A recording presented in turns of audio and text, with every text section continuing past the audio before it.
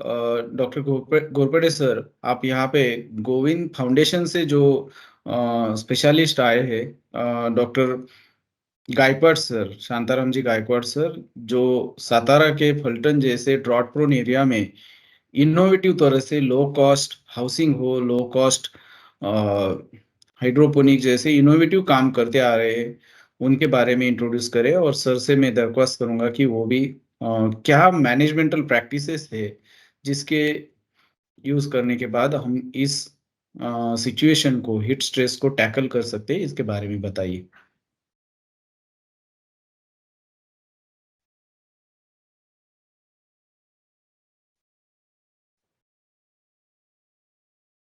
So yes. नमस्कार। और मैं धन्यवाद देना चाहता हूँ डॉक्टर संतोष सर, सचिन सर और घोरपड़े सर, जिन्होंने बहुत इम्पोर्टेंट सेशन अभी इस टाइम सही टाइम पे लिया है।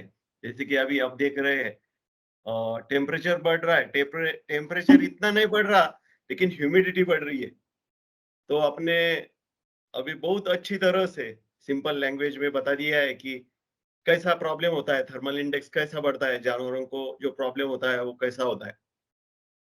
अभी हमने समझा कि प्रॉब्लम कैसा क्या होता है, तो इसको हम कैसा इन इन जो प्रॉब्लम आते हैं तो इसको हम टैकल कैसा कर सकते हैं, तो ये पहले देखना चाहिए। सबसे पहले जो हमारे जानवर है, उनको हम जब शेड में रखते हैं उस शेड का ख्याल रखना चाहिए, वो कैसा होना चाहिए वो देखेंगे। फिर जानवर जो है उसकी क्या ख्याल रखना चाहिए, फिर उसका फीडिंग का पैटर्न कैसा होना चाहिए, फिर मैनेजमेंट जो है वो कैसा रखना चाहिए, तो उसके बारे में डिस्कस करेंगे।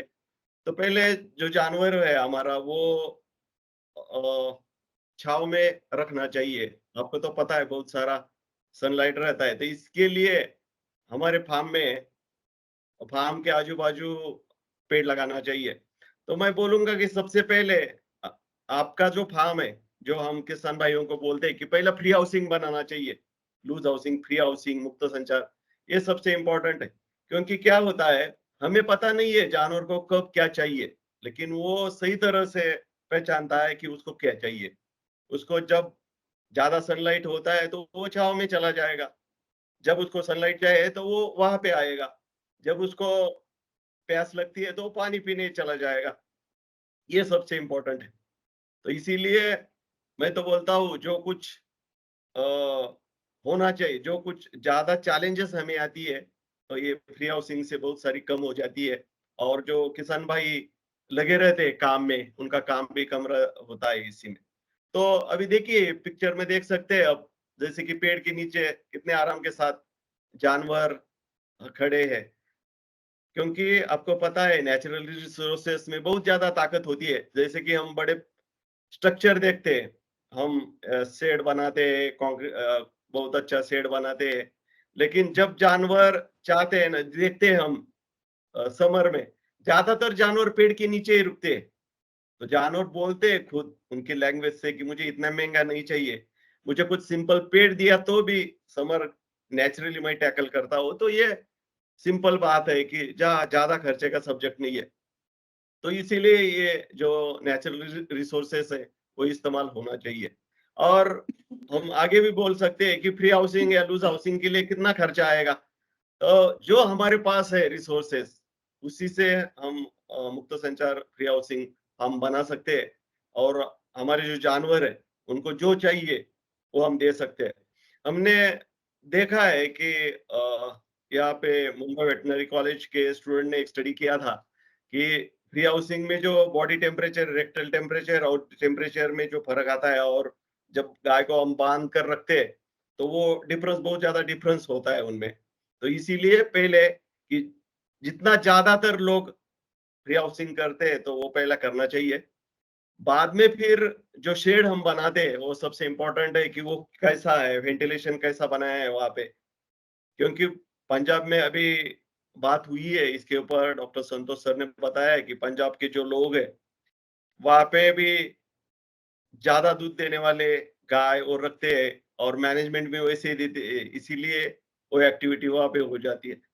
वहां पे शेड की जो हाइट है वो अच्छी तरह से रखते हैं वहां पे। हाँ, और थोड़ा पीछे वाला लीजिए वो फोटो। हाँ उसके, हाँ अभी ये देख सकते हैं हम कि बहुत सारे किसान भाई है कि टेक्नोलॉजी है बहुत महंगी है, जैसे कि फ्री हाउसिंग पहले बहुत महंगी लगती थी कि इतना सारा पैसा कहाँ से हम ला सकते हैं। तो आप इस पिक्चर में देख सकते हैं, ये यहाँ फलटन का एक किसान भाई है, उन्होंने ये फ्री हाउसिंग बनाया है। अभी देखो सब लकड़ी से ही बनाया है, और जो वहां पे खर्चा क्या है, कितना खर्चा आया होगा इसको, तो कोई नहीं, वो जहाँ पे उसके घर में जो है उसी से उन्होंने बनाया है। तो ये सबसे इम्पोर्टेंट है, ये हम बना सकते हैं इसी से। जानवरों का जो टेम्परेचर बढ़ता है, उसको पानी चाहिए, जो चाहिए वो उसको मिलेगा, और जो प्रॉब्लम आते हैं उससे बहुत ज्यादा प्रॉब्लम हम यहाँ से टैकल कर सकते हैं। नेक्स्ट। सर मुझे लगता है आपने बहुत सही बात कही कि जानवर को जब बॉडी का टेम्परेचर बढ़ता है तो बॉडी ठंडी करने के लिए ठंडा पानी जितना चाहिए उतना मिले, और ये फ्री हाउसिंग में मिल सकता है। आपने जो भी फार्म दिखाए मुझे लगता है क्या है इसमें, nothing, no cost at all. जो उसके पास लकड़ियां खड़ी है वही यूज कर रहे हैं, और उससे ही उसने कंपाउंडिंग बनाया है।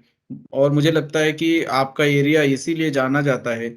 और मैं ये किसान भाइयों को ये भी बताना चाहूँगा कि सर जिस डेयरी के साथ काम करते हैं, गोविंद डेयरी, महाराष्ट्र में किसी ने सोचा नहीं होगा कि residue free, drug residue free milk collect किया जा सकता है। तो मुझे लगता है कि ओपन हाउसिंग की वजह से उनके यहाँ पे जानवर कम बीमार पड़ते हैं, कम बीमार पड़ते हैं तो कम दवाई देनी पड़ेगी, और फिर वो वहाँ पे जो है कि अच्छे क्वालिटी का मिल्क कलेक्ट कर पाएंगे। और सर यहाँ पे टेम्पररी जो आपने फोटो लगाई है कि सीजनल अरेंजमेंट, शेड नेट का सहारे, आप यहाँ पे भी देख सकते हैं किसान भाइयों की कैसे जानवर बिल्कुल पेड़ के पास जा रहे हैं।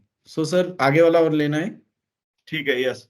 अभी जैसा कि हम पहले बोल रहे थे कि बहुत सिंपल स्ट्रक्चर है, हम भी जैसे कई गांव में जाते हैं तो रुकते हैं, तो कभी चलो पेड़ के नीचे, हमें बहुत अच्छा लगता है, सुकून मिलता है। और कितना खर्चा आएगा, पेड़ बहुत इंपॉर्टेंट है, इसीलिए जहां जहां हम लगा सकते हैं वहां पेड़ लगाना चाहिए। और यहाँ पे एक अभी शेड नेट लगा है, देखो कि जानवरों को और भी सनलाइट से बचाना है, तो इसीलिए जहाँ जितना ज्यादा शेड ये शेड नेट लगाया है वो भी हम लगा सकते हैं ऊपर से, कि गाय को जो सुकून मिलना चाहिए वो यहाँ से मिल सकता है। नेक्स्ट। अभी दूसरा, हम ये भी बोल सकते हैं कि यहाँ पे क्या क्या हमारे सर पास तरीके हैं। तो अभी आप सामने देख सकते हैं कि बहुत सारे फैन यहाँ पे लगाए हैं। सॉरी टू और इंटरप्ट, एक पॉइंट ऐड करना था। हाँ, यस। अ, सर जो पेड़ रहते हैं उनके पास अगर हम जाएंगे तो पेड़ के पत्तों से जो बाष्पीभवन होता है, इवापोरेशन होता है, उसके वजह से किसी भी पेड़ के पास 2 से 5 डिग्री तक टेम्परेचर कम रहता है, और उससे से जो नेचुरल कूलिंग इफेक्ट आता है। तो इसके लिए जानवर ज्यादा से ज्यादा प्रेफर करते हैं वो पेड़ के नीचे जाके बैठते हैं। हम फॉगर लगाएंगे, स्प्रिंकलर लगाएंगे, उससे शेड ठंडा करेंगे, तो उससे ज्यादा अच्छा है कि हम एक अच्छा सा पेड़ लगा देंगे। बहुत सॉरी टू। इंपॉर्टेंट है।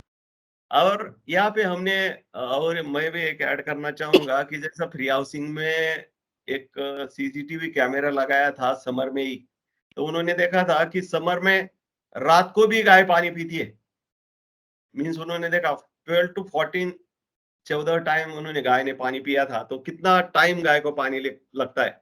और ज्यादातर किसान भाई कितने टाइम पानी दिखाते, पहले 3 टाइम दिखाते थे, अभी 4 टाइम दिखा, इससे से ज्यादा नहीं दिखा सकते।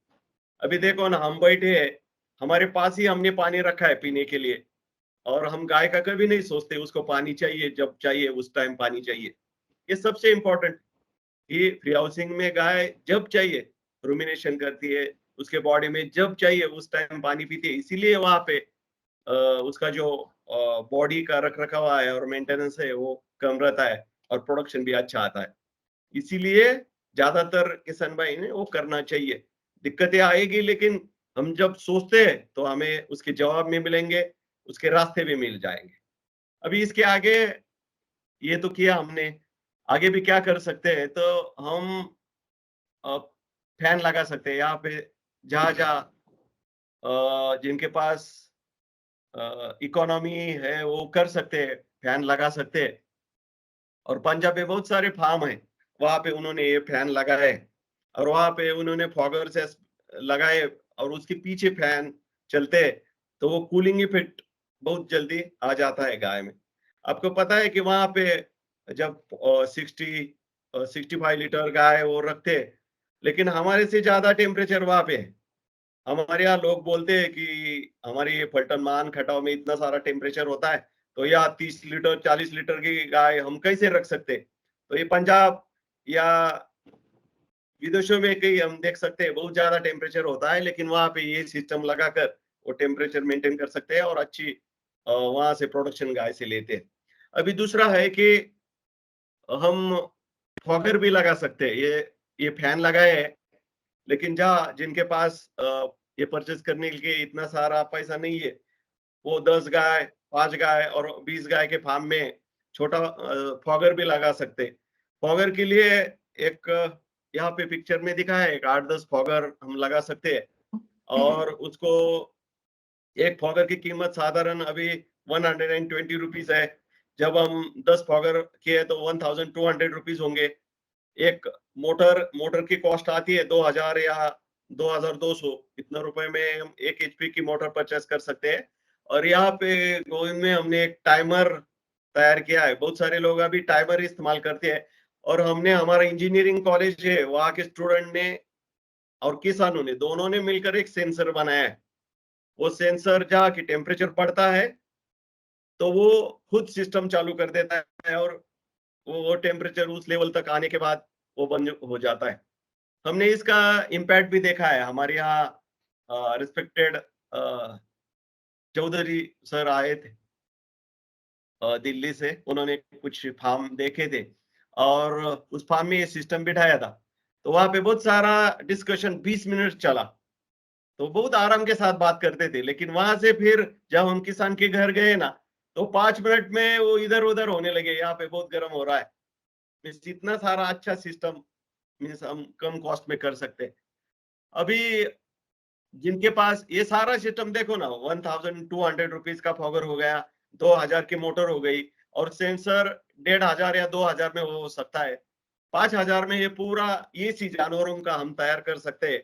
जैसे कि हमने समर में देखा है, जो 41 42 का टेम्परेचर 5 मिनट में 33 34 में आता, इतना तक मीन्स टेम्परेचर कंट्रोल हो जाता है। ये सबसे इम्पोर्टेंट है। अभी बहुत सारे लोग बोलते हैं कि ये सेंसर अच्छा नहीं चलता। ये सेंसर ठीक जगह लगना चाहिए। ये कहीं बाहर लगाते हैं, कहीं अंदर लगा, प्रॉपर से नहीं लगाया तो वो अलर्ट प्रॉपर नहीं देगा और मिस हो सकता है। इसीलिए हम यहाँ पे टाइमर भी लगा सकते हैं, जैसा कि एक आधा घंटा में 2 मिनट चला, 15 मिनट में, जैसा हम सेट करते उस टाइम से हम टाइमर से सेट कर सकते हैं और ये फॉगर चला सकते हैं। अभी यहाँ पे कुछ किसानों का ऐसा भी सवाल आता था कि यहाँ पे वेट हो जाएगा, फिर वेट होता है तो मस्टैटिस हो जाएगा, फिर प्रॉब्लम हो जाएगा। तो हमने यहाँ पे कुछ यूजफुल बैक्टीरिया इस्तेमाल किए बहुत सारे किसानों ने, जैसा ईएम सॉल्यूशन है वो इस्तेमाल करते हैं। तो जब भी ज्यादा टाइम फॉगर चलता है, कभी कभी हमने ध्यान नहीं दिया या कभी तो वेट हो जाती है, तो वहां पे हम ये यूजफुल बैक्टीरिया इस्तेमाल होता है और उसी से जो हम बोलते हैं कि इन्फेक्शन हो जाएगा, वो भी हम रोक सकते हैं। ऐसा कम कॉस्ट में भी हम ये एक्टिविटी कर सकते हैं, जैसा कि टेम्परेचर कम होना चाहिए। अभी यहाँ पे ये देख रहे हैं कि ये फार्म ओपन है और जहां से यहाँ से कुछ हवा आती है तो ये मीन्स गर्म हवा अंदर आने की आवश्यकता ज्यादा है। तो यहाँ पे बहुत सारे किसानों ने क्या किया है कि शेड नेट लगाया है साइड में, ऊपर तक, नीचे नहीं है। नीचे से ठंडी हवा आनी चाहिए और ऊपर से हवा, गर्म हवा जानी चाहिए। तो इन्होंने ऊपर से लगाया था तो पूरा जो फॉग है ऐसा ही घूमता रहता था फार्म में, तो बहुत अच्छा कूलिंग होती रहती थी। किसान भाई बहुत सारा साइंटिफिक अप्रोच और रखते हैं और वहां से हमें पता चलता है कि ये एक्टिविटी अच्छी है, इसीलिए वो प्रोपोगेट भी हम करते हैं। यस तो सर। इसीलिए सर और हाँ एक और चीज यहाँ कुछ वसई से भी फार्मर्स ज्वाइन हुए हैं। उनके लिए मैं बताना चाहूंगा, जो जिनके भी फार्म कोस्टल एरिया में है, समंदर के पास में है, उनको फॉगर्स के अलावा वेंटिलेशन के लिए फैन, जो फैन सीलिंग फैन नहीं चाहिए, जो हमने पिछले वाले स्लाइड में देखे थे, इस तरह के जो फैन है जो ऊपर की गर्म हवा बाहर फेंकेंगे, इस तरह के फैन कोस्टल एरिया में होना बहुत जरूरी है, क्योंकि वहां पे ह्यूमिडिटी पहले से ज्यादा होती है। तो हमें यहाँ जो पहले वाले एक स्लाइड में हमने देखा था कि टेम्परेचर ह्यूमिडिटी इंडेक्स भी मैटर करता है। तो कोस्टल एरिया में पहले से ह्यूमिडिटी ज्यादा होती है, टेम्परेचर कम होने के बावजूद भी वहां पे बहुत गर्मी हमें चुभती है। एक तरह से हम भी परेशान रहते हैं कि जब जाते हैं समंदर के पास तो ऐसे लगता है यार बहुत गर्मी है, बहुत पसीना आ रहा है, जानवर तो पसीना नहीं आ सकता है। इसलिए वहां पे वेंटिलेशन यानी फैन की भी बहुत ज्यादा जरूरी है। एक हम चीज जानते हैं कि कोस्टल एरिया में बारिश और हवा काफी चलती है, इसलिए वहां के शेड की हाइट लोग कम रखते हैं, और उसकी वजह से फिर वहां पे फॉगर्स के अलावा वेंटिलेशन के लिए जो हम लॉन्जिट्यूडनल फैन बोल सकते हैं, ऊपर से हवा नीचे नहीं मारेंगे, ये ऊपर की हवा बाहर फेंकेंगे, इस तरह के फैन की काफी जरूरत है। सो ये भी चीज हमें ध्यान में रखनी चाहिए। और एक और चीज मैं बताना चाहूंगा कि एचएफ जो ब्रीड है, उससे ज्यादा समर या हीट स्ट्रेस सहने की ताकत थोड़ी सी जर्सी ब्रीड में होती है, और फिर देसी ब्रीड तो हर जगह टिक जाती है, ये तो हम सब लोग अच्छे से जानते हैं। तो ऐसे एरिया में जहाँ पे ह्यूमिडिटी ज्यादा है, वहां पे आप अगर जर्सी ब्रीड यूज करोगे तो आपको थोड़ा सक्सेस ज्यादा मिलेगा, और वो हीट स्ट्रेस को सह पाएगी। दोस्तों इसीलिए आपको बताना चाहूंगा मैं कि केरला और तमिलनाडु के कोस्टल एरिया में अच्छे क्वालिटी के जर्सी ब्रीड पाए जाते हैं, और वो उस हीट स्ट्रेस को अच्छे से सह पाते हैं, और वहां पे किसान भाई थोड़ा प्रॉफिटेबल डेयरी फार्मिंग कर पाते हैं। Sir please continue. अभी हम जो शेड इस्तेमाल करते हैं, शेड के ऊपर कुछ क्रॉप रेसिड्यू भी डाल सकते हैं हम। शेड के ऊपर जैसे पोल्ट्री में स्प्रिंकलर लगा सकते हैं, वैसे भी स्प्रिंकलर भी लगा सकते हैं, वो हीट कम करने के लिए। वो भी हमारे लिए एक तरीका है। अभी हम आगे जाते हैं, जैसे कि हमने फॉगर का देखा, तो हम स्प्रिंकल भी लगा सकते हैं। वहां पे स्प्रिंकलर लगाए, स्प्रिंकलर क्या करते हैं, वो ज्यादा पानी छोड़ते हैं, और ज्यादा वो कूल करने के लिए फिर बॉडी से टेम्परेचर लिया जाता है, तो जानवर ठंडा होता है। ये वो भी हम इस्तेमाल कर सकते हैं। राइट सर, ये बहुत सिंपल सा मैकेनिज्म है। इसी मैकेनिज्म से जब बॉडी गीली करते हैं तो वहां से फिर इवेपोरेशन होता है और ठंडा हो जाता है। जैसे हम बर्तन का जो, जिसे हम क्या कहेंगे, मटकी मटकी जो बोलते हैं या मटका जो हाँ बोलते हैं, हाँ जिसमें गर्मी के सीजन में पानी बहुत ठंडा होता है। क्यों ठंडा होता है? तो जो अंदर पानी रखते हैं वो मिट्टी वाले बर्तन से थोड़ा सा बाहर सरफेस पे, सतह पे आता है, और वहां से बाहर के गर्मी की वजह से उसका इवेपोरेशन होता है, और फिर अंदर वो ठंडा पानी बनाने में मदद करता है। हम लोग ये भी देखते हैं कि फिर किसी के पास मेटल का बर्तन है या प्लास्टिक की बोतल है, उसको अगर हम गीले कपड़े से रैप करके रखे और उसके गीले कपड़े पे पानी डालते रहे, तो उसमें भी पानी हम प्लास्टिक के बोतल में भी ठंडा पानी पा सकते हैं। तो वही इफेक्ट यहाँ पे जानवर की बॉडी गीली करने से हो जाता है। बट मुझे लगता है कि स्प्रिंकलर जहाँ पे ड्राई एनवायरनमेंट है उस एरिया के लिए हाँ अच्छे रहेंगे, और फॉगर्स जहाँ पे ह्यूमिडिटी थोड़ी ड्राई एरिया ज्यादा में। है, हाँ, सर तो वहां पे फॉगर्स का काम अच्छा हो जाएगा। सर मैं यहाँ पे ऐड यस करना सर। चाहूंगा। हाँ हाँ। सर फॉगर इस्तेमाल करने हैं तो फॉगर से क्या होता है, बहुत छोटे छोटे कण बाहर निकलते पानी के, और ये जो बूंदे हैं वो ह्यूमिडिटी बढ़ाते हैं। तो जहाँ पे फैन है, अच्छा वेंटिलेशन है, वहाँ पे हमें फॉगर लगाना चाहिए। और जहाँ वेंटिलेशन नहीं है, फैन नहीं है, सीधा हमें बॉडी कूल करना है, वहाँ पे हमें स्प्रिंकलर यूज करना चाहिए। स्प्रिंकलर यूज करेंगे तो पानी सीधा बॉडी पे गिरेगा, उसको भिगो देगा जानवर को, और उसकी त्वचा भीगेगी, उसके अंदर तक पानी जाएगा, और उसके बालों के अंदर पानी जाना चाहिए, स्किन को टच करना चाहिए, तभी इसका इफेक्ट मिलेगा स्प्रिंकलर की वजह से। अगर हम फॉगर यूज करते हैं तो फॉगर के जो छोटे छोटे ड्रॉपलेट है वो स्किन तक नहीं जाते, वो स्किन के ऊपर के जो हेयर्स है उस पे रुकते हैं, वहां पे एक मैटिंग बनाते हैं। और ये कभी कभी अगर वेंटिलेशन वहां पे नहीं है, सिर्फ फॉगर लगा है, तो उल्टा इफेक्ट भी दे सकते हैं कि फॉगर का अगर छोटे छोटे कणों का बॉडी के सरफेस बालों के ऊपर एक मैटिंग बनेगा तो स्किन का जो इवापोरेशन है वो भी बंद कर सकता है। तो फॉगर इस्तेमाल करने हैं तो दो चीजें याद रखनी चाहिए हमें। पहला तो गाय के ऊपर कम से कम 3 से 4 फीट पे फॉगर होना चाहिए, गाय की पीठ के ऊपर।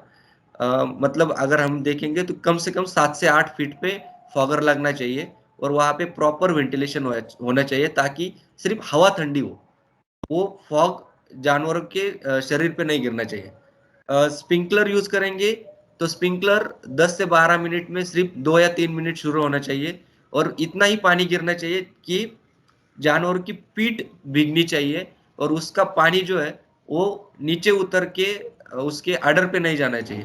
अगर ये आर्डर पे जाएगा, नीचे का सरफेस गीला कर देगा तो मास्टाइटिस के चांसेस बढ़ते हैं। तो ये दोनों पॉइंट मुझे ऐड करने थे। Thank you. एकदम बहुत ही काम की बात आपने कही है।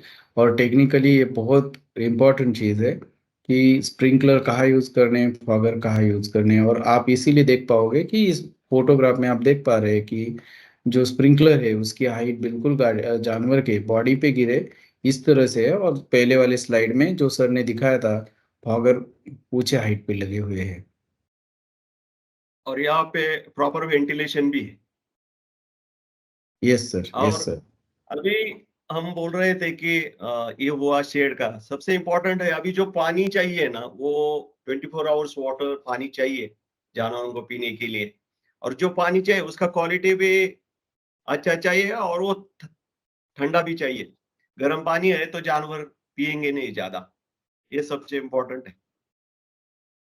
और जैसा कि अभी भी बताया था आपने कि जब हम ये सीमेंट का इस्तेमाल करते हैं तो वो ठंडा रहेगा। जब कोई स्टेनलेस स्टील या होता है तो वो वहाँ पे कुछ अ, बारदान या कुछ ऐसा करते हैं, जैसा हम मटकी वहाँ पे इस्तेमाल होता है, तो वो प्रिंसिपल यहाँ पे इस्तेमाल करके वो पानी ठंडे कर सकते हैं, ठंडा कर सकते हैं। अभी फीडिंग में ही कुछ ध्यान रखना है हमें, जैसा कि जो फाइब्रस मटेरियल है वो सुबह और शाम को ही देना है, क्योंकि उसी से ज़्यादा ऊर्जा नहीं होनी चाहिए जानवरों को। तो सुबह और शाम को वो फीड देना चाहिए। और जैसे कि ऊर्जा बहुत ज़्यादा लगती है उस टाइम, तो ऊर्जा मीन्स एनर्जी फीड उनको देना है। और विटामिन्स, मिनरल्स उसका भी जो ज़रूरत है, ज़्यादा ज़रूरत होती है, तो इस टाइम में उसका जो सप्लाई है जानवरों को, वो ठीक तरह से करना है। इन चीज़ों को हम ध्यान रखते हैं, तो ज़्यादा से ज़्यादा हम कंट्रोल कर सकते हैं। और जैसा ही हम सीखते जाएँगे आगे, ये हमने जैसा कि स्प्रिंकलर लगाया, उसमें थोड़ा बदलाव लाया, आगे जाकर थोड़ा बदलाव लाया, तो एक-एक करके हम बहुत अच्छा कर सकते हैं। मुझे लगता है थैंक सर यू। ने बहुत सही बात कही है। हमने पहले चरण में इस लेक्चर के देखा था कि इलेक्ट्रोलाइट्स का काफ़ी लॉस हो जाता है। और इसलिए हमें जो इलेक्ट्रोलाइट्स है, sodium, then chloride, then potassium जैसे आयंस का जानवरों को उनके डाइट में इंक्लूजन करना चाहिए। उसके अलावा विटामिन ए, विटामिन ई जैसे as well as vitamin C, ये जो एंटीऑक्सीडेंट्स है इन्हें भी देना चाहिए ताकि जानवर को जो भी स्ट्रेसफुल कंडीशंस है वो काफ़ी उसे राहत मिल सके।